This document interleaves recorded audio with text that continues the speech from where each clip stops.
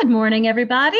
Welcome to day 2 of the Furbabies Summit. My name is Stephanie Goodman, and I am your host of the Furbabies Summit and the founder. We are so excited and so happy to have you guys and gals back today with us to hang out. If you missed part of yesterday, it was a really full, amazing, jam-packed day. We had several speakers that came on and were able to share a lot of really good nuggets with us about how to help give our fur babies a longer and healthier life. And just to sort of recap that, if you've missed it, yesterday, so we started off our day by speaking with Sharon Darnell Ganshorn. And Sharon is out of Gloucester, Virginia, and she runs a rescue that's called Sharon's Critters Action Team, SCATs for short. Scatters is our names. And her presentation was called Helping Them Find Their Way Home. And in that, she talked about the origin and the inspiration for SCAT, why they created it, how many animals that they've been able to help to save, and the arcs of different missions, different things that they've gone out and been able to help with, which ranges everything from rescuing a ton of cats and kittens out of shelters in that tri-state area. They actually go down as far as South Carolina, as a matter of fact, and they've done one of their longest runs up to New Hampshire. So that's a lot of ground and a lot of area for one rescue. They do a lot of rehoming from animals that are further down south, up north, because there is a shortage of fur babies up there. And so they're able to rehome and save just so many cats and kittens and even pups. And they've got a very short adoption period because they have such a great network. They are also, we talked about some of their gains and their strides in social media. So they're one of the rescues out there that's in that vein of getting it right. They use social media. They harness the power of that to help with fundraising, to help with networking. So they've got a very large following that's continually growing. They are an excellent rescue at working with other groups. So when Hurricane Florence came through, they made it down to Jacksonville to help drop off donations and help the shelters down there that were really flooded out and really suffering. They've done volunteer work out for wildlife out in Oklahoma. So if you have a chance to go back and catch the replay of that, it was a wonderful session, and there's so many wonderful things that they do. And one of the biggest takeaway nuggets that I had was, if you have a rescue, if you're thinking of starting a rescue and you might feel overwhelmed, it's not as daunting as you think.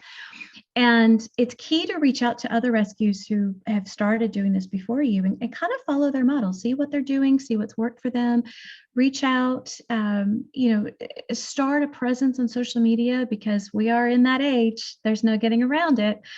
And it's better to go out and work with other groups and other rescues than it is to, feel like you're competing. You're really not. So you can grow a really nice little group. You can do a lot of good, and every little bit counts.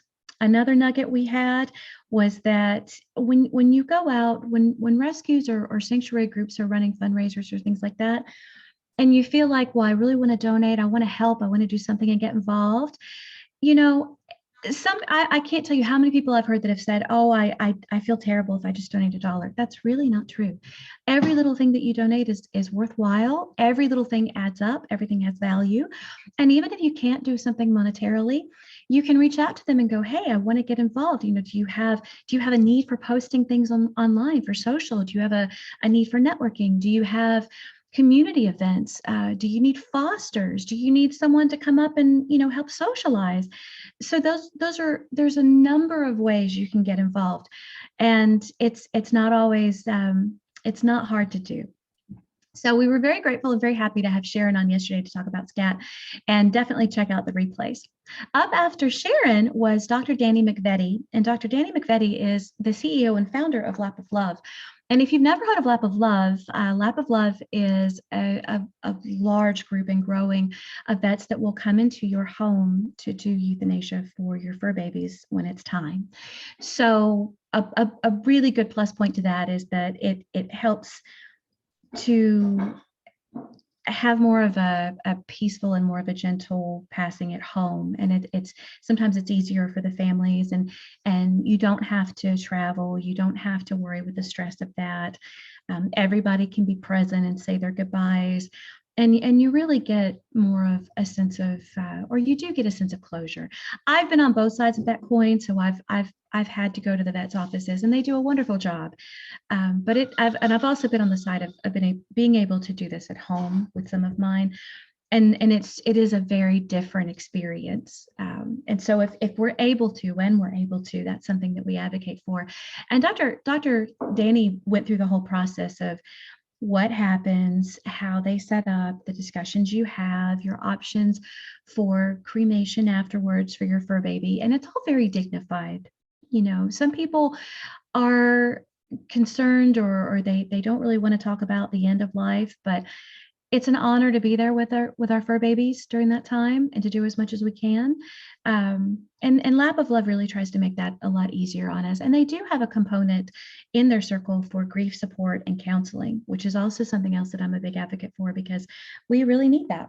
Our fur babies are our family. So it's a hard loss, So it was a great talk with Dr. Danny. And her replays are coming out for that too, so you can go back and catch her.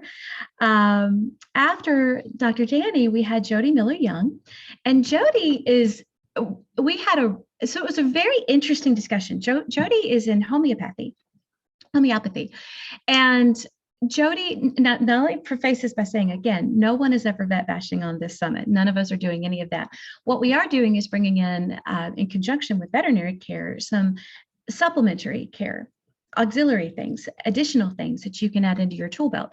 So we had a fun conversation about other homeopathic ways to help support your fur baby's immune system, their environment. One of our main missions in this is to reduce stress in our environment and kind of to identify some of the things that act as stressors, and we maybe don't know about that yet. So we talked about some of those things, and we talked about some of the, I say supplements, but some of the additional pieces that you can put in your toolkit to help your fur baby. So it was a really interesting and fun talk. After Jody came Annette Wittenberger, and Annette is retired from the Army. She has a podcast called The Truths We Hide. Am I correct in that? The Truths We Hide. And Annette wanted to focus on mental health, mental illness, mental health. And what we discussed was how, over the last few years with fur babies becoming our family, it's kind of who rescued who, which is so true, because we always say, oh, we rescued our fur baby. No, they really come in and rescue us.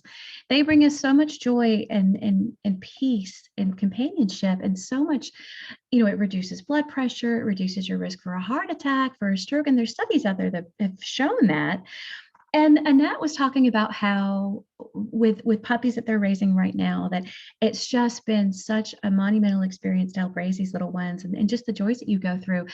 And on the flip side of it, some of the things with mental health that people struggle with but don't talk about. So the key takeaway there is that you're not alone, and we are an open book. So come in, talk about these things. There's support groups out there. There's Facebook groups out there. There's resources from the military. There's resources out there with different counseling. Take advantage of that. And if you're not sure where to find one, reach out to somebody, even some of the groups on Facebook, and go, I lost my fur baby to osteosarcoma, or I lost my fur baby to kidney disease, and I'm struggling. That doesn't make you weird. It doesn't make you weak. It's something that we all go through to various degrees, and it can be really debilitating. It can be really, really hard. So talking with Annette was great, because we recognize that, and it shines a light on it. And it's a good way to go out and find some way to heal.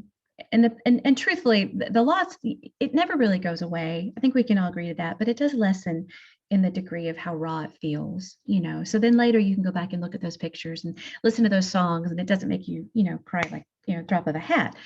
So that was a really, really good thing. And we're very grateful to her for coming on and sharing something and being so vulnerable about it.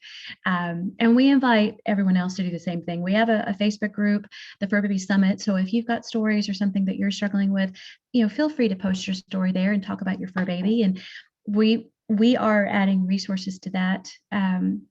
from the summit and going forward, and just want to be able to reach out and help people because we've been through that too. So that was our talk with Annette, which was great. After that was Jillian Adams, and Jillian came on to shine a different light on a pet wellness, different things to watch out for your pet, and some things that can happen that we just don't think about. And it ties into the vein of saving up for, care for your fur baby, going in and getting those vet visits for prevention, for monitoring what's going on with them, for catching things early. And she's out of Wagmo, and they have a really interesting pet wellness program. So I totally advise go check that out. After Jillian, forgive me. After Jillian was Joanne Silverman. She's the executive director out of Fetch a Cure. Fetch a Cure is up in Richmond, Virginia, and they're a wonderful organization that focuses and helps other dog owners to help fund cancer treatments. So what happens is they'll have families that have been given a diagnosis, all varying cancers, and they'll submit records and they'll submit the preliminary bills over to Fetch a Cure and apply for auxiliary funding to help with the treatment. And they have a whole medical review board, and they've got oncologists on that. And so they go through and review everything and decide, well, we can do 20% of the bill, we can do 40% of the bill. And they are able to help fund a lot more than you would think. They're a great organization. They're growing. They do a lot of community outreach. They do a lot of events. One of their favorite ones to put on was the Pet Parade. And it might have 400 to 500 guests that come out with costumes for their dogs and things like that to raise awareness and raise money. And they've got an excellent volunteer program. So families who have been able to take advantage of some of these gifts with the funding are able to go back out and join the volunteer program and help other families and help during some of these events and be pen pals. And they've also got, right now, they're the only organization that I know of that's doing this. And I thought this was really cool. They're doing a Pixie Pals program with some of the prisons in the system in Richmond in Virginia. And what happens is these dogs go in with the inmates, and the inmates get to help raise the dogs. And so it helps the dogs socialize. They're good for the program, so they're okay. But it helps the dogs socialize, and it gives the inmates a way to grow and to move beyond whatever it is that they've had happen in their life that got them to that point. And it's rehabilitatory, and it's just a joyful thing. And I thought that was a wonderful program to be able to share. Now, they did have to cut part of it out because of the pandemic, but they're ramping that back up this year. And they're also hoping to grow a little bit more across the country. So we're hoping they can set up some chapters where we are up in Texas and out on the West Coast, because we've got so many people that are just incredible out in that neck of the country and could really make this a nationwide thing. So we had a great day. It was so much. So go back and check out the replays and let us know your comments, and you can definitely post in the Facebook group, and we'll go from there. So for today, we have another busy day. We have a longer day than we had yesterday. We have a very, very full day today. And up first, and actually just a few minutes, is Jenna Mann out of Embrace Pet Insurance. And she's going to be debunking the myths of pet insurance and why it's such an important additional option to check out and consider for your fur babies. And next up, we have Cindy McCullough. Cindy is the founder and the owner of Tanks, which is a sanctuary down in Florida, another one of the rescues that's getting it right. And Cindy has each one of them has a little bit of a different approach and a slice of a different portion of the rescue world that they're working with. So she's going to be coming on to talk about what she does and how they're going to be growing this year too. And next after that is Lori Ledoux, and Lori is going to be talking about grooming your pet for a longer life. So we can't wait to talk with her about that too. After Lori is a lunch break. I forgot about the lunch break. All thanks to our chief button pusher downstairs. Thank you for reminding me. We go eat lunch. And those two little boys right there are Dion Valentino and Mickey B. So they will be supervising and encouraging you to go and get lunch, because that's important. After lunch is Sandy Estes. Sandy is a rescue out of Texas. She's about 3-4 hours north of us, actually. I'm in Austin. And for her presentation is for the love of TNR. Now, Sandy is just a really amazing gal. She does so much in the field of TNR and so much in sterilizations. And I mean, it's just phenomenal. Every Tuesday, she is out with stacks and stacks of crates. She has a good network that's growing. She also has harnessed the power of social media and has been able to really grow something from the grassroots up. So I'm really excited to share Sandy's story with you when she comes on and talk about that and how they're growing as well. She's got a really good inspiration story. She is a trap queen. Yes, she is, Sterling. Thank you. Yes, she is. And she's very sweet too. So after Sandy is Robert and Christina Durst, and their presentation is Finding Purpose and Independence Through the Assistance of Service Dogs. Now, I could probably talk about that for half an hour, but I'm just going to say I'm very excited to have that come up because service dogs are another passion of ours. And it's just, if you can't catch that, make sure to come in and catch the replay because that's going to be really, really good. And after Robert and Christina is a break. I'm having so much fun. I laugh. It's a fun thing. So after the break, we have Trevor McKellar. Trevor McKellar is a local favorite here in Austin.